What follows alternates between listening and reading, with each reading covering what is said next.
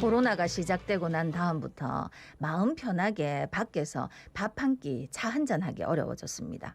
그리고 감염을 막기 위해 사회적 거리두기를 하다 보니 우리 소상공인 분들이 많은 어려움을 겪었는데 그래가 이 어려움을 달래고자 점심시간만큼이라도 회사 사람들끼리 지인끼리 밥이라도 묵자 해가 점심시간만 5인 이상 모임을 풀자는 이야기가 나왔습니다. 그런데 이렇게 했다가 오히려 감염이 더 확산되는 건 아닌가 걱정이 되는데 오늘도 부산의 코로나19 상황 진단해 보겠습니다. 대한가정의학회 코로나19 비상대책위원 동아대 한성호 교수 전화 연결돼 있습니다. 교수님 안녕하십니까? 안녕하십니까? 예, 오늘도 안녕하십니까? 예. 방역 수칙으로 어려움을 겪고 있는 소상공인들을 위해서 박형준 부산시장이 점심시간에는 5인 이상 모임을 좀 한시적으로 허용하자. 이렇게 해서 방역 수칙을 완화를 이제 검토를 하고 건의를 하겠다. 이렇게 얘기를 했어요. 전문가 입장에서는 어떻게 생각하세요? 어려움을 겪고 있는 소상공인들의 입장을 이해한다면 사실 이제 신임 시장이 예. 시장께서 이러한 정책을 내는 거는 이해는 됩니다. 하지만 지금은 경각심이라고 하죠.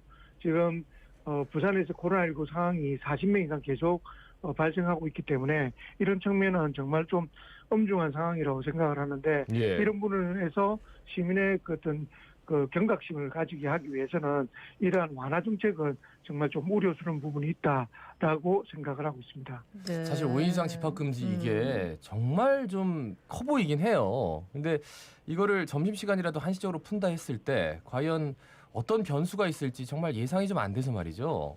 그렇죠. 이제 이게 우리 부산만뿐만 아니라 다른 시도도 역시 이런 마음들이 똑같을 겁니다.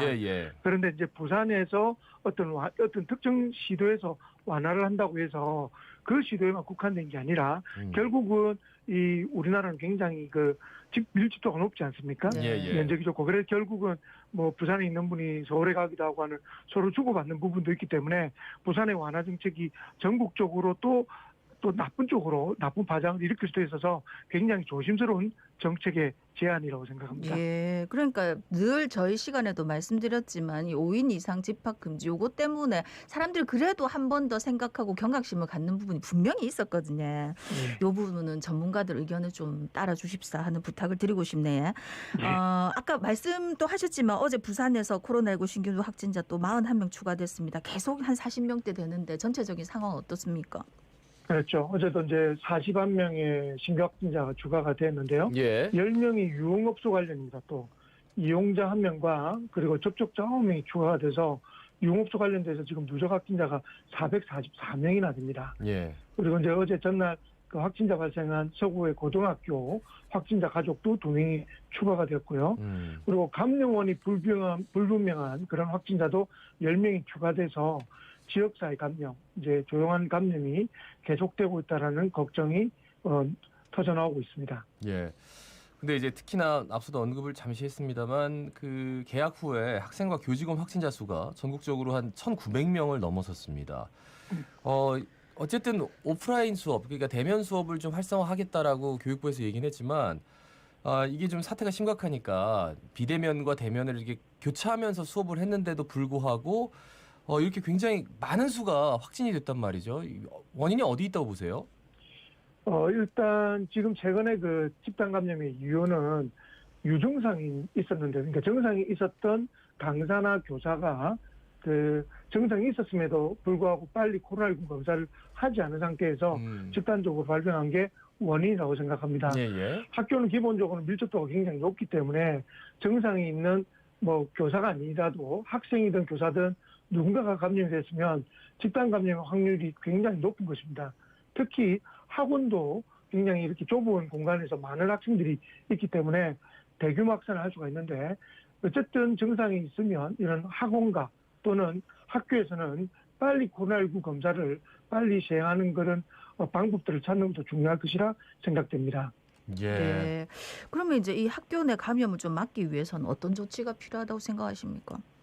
근데 이게 또 한계가 있는데 지금처럼 밀접도를 완화하는 조치죠. 전체 학생의 3분의 1 이하 또는 2분의 1 이하를 등교만시키는 정도의 수준에서는 교육의 격차라든지 초등학교 저학년은 또 돌봄에 문제가 있어서 또 어려움이 있고요. 유치원생이나 특수학교 학생 그리고 입시 앞둔 고3의 학생들은 이런 등교를 하지 않는 그런 그 정책으로는 굉장히 어려움이 겪기 쉽습니다. 네네. 그래서 이제 교육당국 입장에서는 가능한 한 등교 시간을 좀 늦추고 또는 비대면의 수업을 늘리겠다라고 하는데 그런 어떤 소극적인 자세보다는 오히려 적극적으로 유증상자를 발굴하고 그리고 난 뒤에 그 유증상자를 빨리 검사를 하게 만드는 어떤 정책이 좀 보완이 되야겠다라고 생각을 하고 있습니다. 예. 이 백신 접종이 조금씩 차질을 빚고 있어서 참 걱정입니다. 그러니까 11월에 집단 면역이 거의 될 것이다라는 계획이 있었는데 이게 뭐 혈전이 생기네 이러면서 수급 차질도 좀 이어지고 또 잠깐 중단했다 또다시 이렇게 맞게 되고 이런 모습들이 계속 있단 말이죠. 굉장히 좀 어렵네요. 면역 형성 시기를 뭐 얘기하기가 예측하기가 어떻게 보세요? 정말 저희도 이제 영국이나 기타의 나라처럼 많은 국민들이 접종을 해서 집단 면역을 가져야 되는 것이 가장 중요한 부분이라고 생각이 되는데 계속 이슈가 계속 나올 겁니다. 지금은 아스트라제네카와 얀센이 이슈가 됐지만 이제 이후에는 어떤 또 백신에서 어떤 이슈가 나올지 모르기 때문에 굉장히 수급이 점점 어려워질 거라고 생각이 되고 있고 예. 그리고 또 하나는 그래서 이제 백신이 각 나라별로 이런 문제들 때문에 화이자나 모더나 같이 상대적으로 안정성이 입증된 백신을 너도나도 이제 모든 국가에서 뭐 거의 전쟁 수준으로 수급을 이제 찾으려고 하고 있기 때문에 지금 이제 우리나라 같은 경우는 일부 백신을 확보했지만 그 백신을 제외한 여타의 백신들을 충분히 확보하지 않은 상태라 더더욱 이런 수급에 어려움이 있을 거라고 생각됩니다. 그 전까지는 무조건 백신에 이렇게 목을 매는 것보다는 어쨌든 방역 지침을 지켜서 확산을 하지 않고 시간을 최대한을 버는 것이 굉장히 중요하다고 생각하고 그런 면에서는 조금이라도 좀 확산의 이 트렌드가 확대된다면 사회적 거리 단계를 과감하게 격상할 필요도 있다라고 조심스럽게 말씀드리고 싶습니다. 이게 백신과 관련해서 한 가지 더 여쭈고 싶은 게 화이자 CEO가 나와가지고 추가적으로 부스터 접종 그러니까 3번 맞아야 될 수도 있다. 뭐 이런 얘기를 했단 말이죠. 그게 뭐 어떤 의도인지 말씀 좀 해줄까요?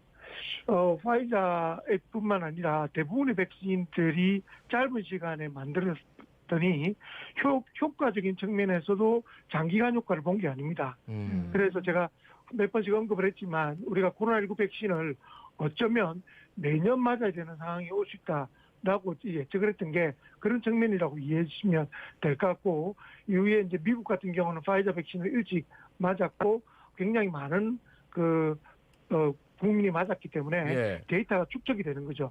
그런데 이제 1년이 점점 시간이 지날수록 이런 유효성이 떨어진다면 결국은 부스터 백신이라고 한 번 더 면역을 증강하기 위해서 맞는 백신들을 일정 간격으로 맞는 것은 화이자뿐만 아니라 다른 여타의 백신들도 똑같은 상황이 벌어질 확률이 높습니다. 그러니까 백신을 맞고 나서도 그러니까 그게 얼마만큼 효용 가치가 하는지 항체가 얼마만큼 유효한지가 이게 가늠이 안 된다는 반증이어가지고 그렇죠. 그러면 우리 마스크 풀고 뭐 봉쇄 조치 풀렸다고 지금 영국에서 펍이 열어가지고 막 이렇게 술잔 나누는 그 그림을 봤는데 그러니까 그 사람들도 위험할 수 있다는 얘기 같아서 맞습니다. 그래서 이제 어쩌면은 저희보다 먼저 맞은 국가에서 그런 조사를 먼저 할 거니까 그렇다면 저희는 미리 선제적으로 그런 계획을 세워주고 있어서 그런 면에서는 또 한편으로는 백신을 조금 늦게 접종하는 게 좀 안심이 되는 부분도 없잖아 있습니다. 네, 뭐 어쨌든 또 이 시간에도 늘 말씀을 드렸지만 혹시 백신을 맞았다 하더라도 아직 뭐 2번도 안 맞은 분들도 많으니까요.